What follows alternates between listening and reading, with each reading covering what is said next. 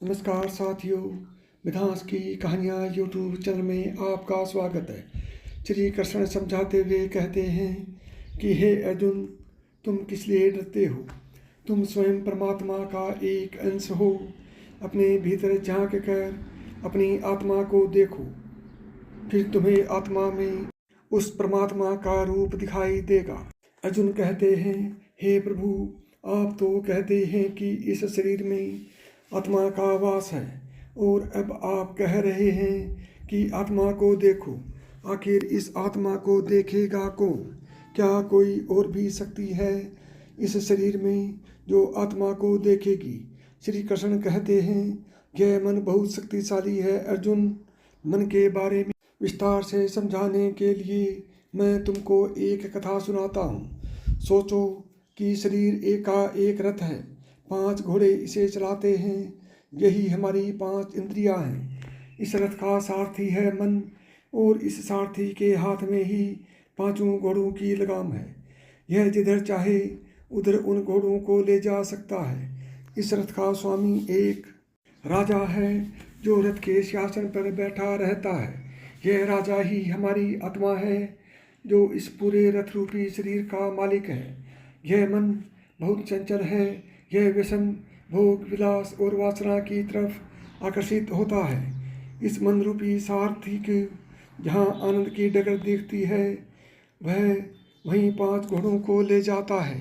यह मन रूपी रथ का सारथी हमारी इंद्रियों से जो चाहे वह करवाता है, और जिधर चाहे उधर ले जाता है। हमारे इस शरीर की जो अंतरात्मा है वह रथ का राजा है। अगर राजा शक्तिशाली है तो वह रथ के सारथी को कुछ भी गलत करने से रोक सकता है। यह राजा पूरे रथ का मालिक है। यह जो भी आज्ञा देगा वह सारथी को माननी होगी। लेकिन दुर्भाग्यवश इस मन को काबू करना इतना आसान नहीं है। इसके लिए आत्मा यानी राजा को हमेशा उस पर नज़र रखनी होगी।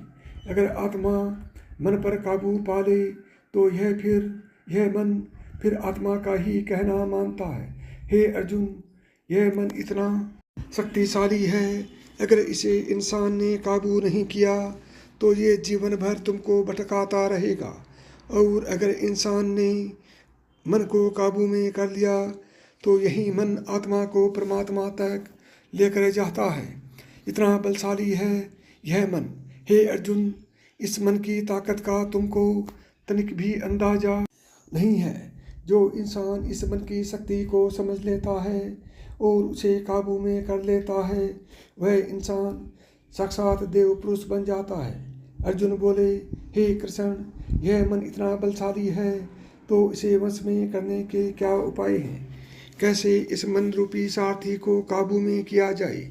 श्री कृष्ण कहते हैं, हे अर्जुन, इस मन पर काबू पाने के 2 रास्ते हैं।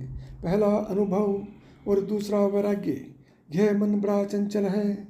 जब भी यह गलत दिशा में जाए इसे रोको। अपने मन को वापस सही रास्ते पर लाओ। यह फिर भागेगा, तुम फिर इसे पकड़ कर लाओ। यह भागता रहेगा, लेकिन तुम हर बार इसे पकड़ कर लाओ। यह फिर भागेगा, तुम फिर इसे पकड़ कर लाओ।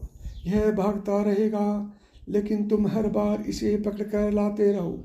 जिस प्रकार किसी घोड़े को काबू में करने के लिए इंसान को कई प्रयत्न करने होते हैं। नया घोड़ा सवार को अपने ऊपर बैठने नहीं देता और घुड़सवार को बार बार नीचे गिरा देता है। लेकिन अगर घुड़सवार दृढ़ निश्चयी हो तो वह बार बार गिरता है और फिर से घोड़े को काबू करने की कोशिश करता है, और अंत में वह घोड़े पर काबू पाने में सफल हो जाता है। और फिर यही घोड़ा उस घुड़सवार को उसकी मंजिल तक ले जाता है।